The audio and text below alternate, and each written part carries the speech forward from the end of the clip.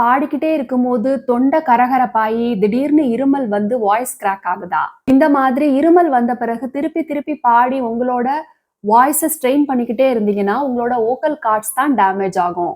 பாடும்போது இருமல் வரதுக்கான காரணங்கள் என்ன அப்படின்னு பார்த்தீங்கன்னா, ஃபர்ஸ்ட் காரணம் நம்மளோட பிரீத்திங் வந்து சரியா இருக்கணும். அத நான் ஏற்கனவே சொன்ன மாதிரி வயிறுல இருந்து எப்படி பாடணும், எப்படி நம்மளோட குரல ப்ரொடியூஸ் பண்ணணும், அது எப்படி நாம கண்ட்ரோல் பண்ணணும், அந்த ஏர வந்து நாம எப்படி கண்ட்ரோல் பண்ணி பாடணும் அப்படிங்கிறத பத்தி எல்லாம் நிறைய தெரிஞ்சுக்கணும். பாட்டு கத்துக்கும் போது பிகினரா இருக்கிறப்ப இந்த ப்ராப்ளம் நிறையவே வரும். எதனால அப்படின்னா நமக்கு அப்ப ஸ்ருதினா என்னன்னே தெரியாது. அதனால நமக்கு அந்த சவுண்ட் புரியவே புரியாது. அப்படி இருக்கிறப்ப அந்த சவுண்ட் கூட சேர்ந்து பாடணும் அப்படிங்கிறது தெரியாமயே நாம கொஞ்சம் மேலேயோ கீழேயோ ஏத்தி இறக்கி பாடும்போது நம்மளோட வாய்ஸ் ஆட்டோமேட்டிக்கா அது ஸ்ட்ரெயின் ஆகும். அப்ப நமக்கு இருமல் வரதான் செய்யும். அது மட்டும் இல்லாம இந்த ஸ்ருதி சவுண்ட வந்து நம்மளோட காது வந்து பழகியிருக்காது. அதனால அந்த சவுண்டுக்கு மேல பாடணும் அப்படின்னு நினைச்சுக்கிட்டு ரொம்பவே கத்தி பாடும்போது வாய்ஸ் வந்து ஸ்ட்ரெயின் ஆகக்கூடிய வாய்ப்பு இருக்கு. அதனால இருமல் வரும். நீங்க ஒண்ணு மட்டும் நல்லா புரிஞ்சுக்கணும். அதாவது உங்களுக்கு திருப்பி திருப்பி இதே மாதிரி பாடும்போது இருமல் வரதோ இல்ல வாய்ஸ் ஸ்ட்ரெயின் ஆகுறதோ நடந்துச்சுன்னா உங்களோட சிங்கிங் டெக்னிக்ல ஏதோ ஒரு மாற்றம் செய்யணும் அப்படின்னு எடுத்துக்கணும் அத.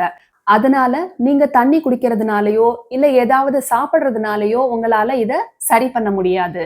நாம பாடும்போது நம்மளோட வாய்ஸ உள்ளிருந்து த்ரோ பண்ணி இந்த மெத்தட்ல நாம பாட கத்துக்கணும். நம்ம ஃப்ரண்ட்ல பாட கத்துக்கணும். இங்க வந்து நம்மளோட ஸ்வரங்கள் எல்லாம் இருக்கு அப்படிங்கிற மாதிரி இமேஜின் பண்ணிக்கிட்டு பாடணும். இப்ப வாய்ஸ் த்ரோ மெத்தட் எப்படி பயன்படுது அப்படின்னு பார்த்தா, இங்க இருந்து வாய்ஸ் வந்து இப்படி வந்து ஹிட் பண்ற மாதிரி நினைச்சுக்கோங்க.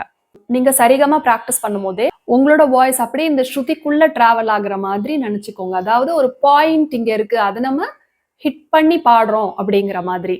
அந்த பாயிண்ட ஒண்ணு இங்க இருந்து ஹிட் பண்ணலாம், இல்ல இப்படி ஹிட் பண்ணலாம். ஸோ ஏதாவது ஒரு மெத்தட்ல நம்ம அதை அப்சர்வ் பண்ணிக்கணும். சாரி காமா பாத நீசா சானிதா பா மாகரீசா அந்த மாதிரி வாய்ஸ் இங்க தான் ப்ரொடியூஸ் ஆகுது. அது நல்ல ஒரு இடத்துல ஹிட் பண்ணி பாடுறோங்கிறத நம்ம புரிஞ்சுக்கிட்டு வந்தாலே நம்மளோட வாய்ஸை நம்ம கரெக்டா பயன்படுத்த முடியும்.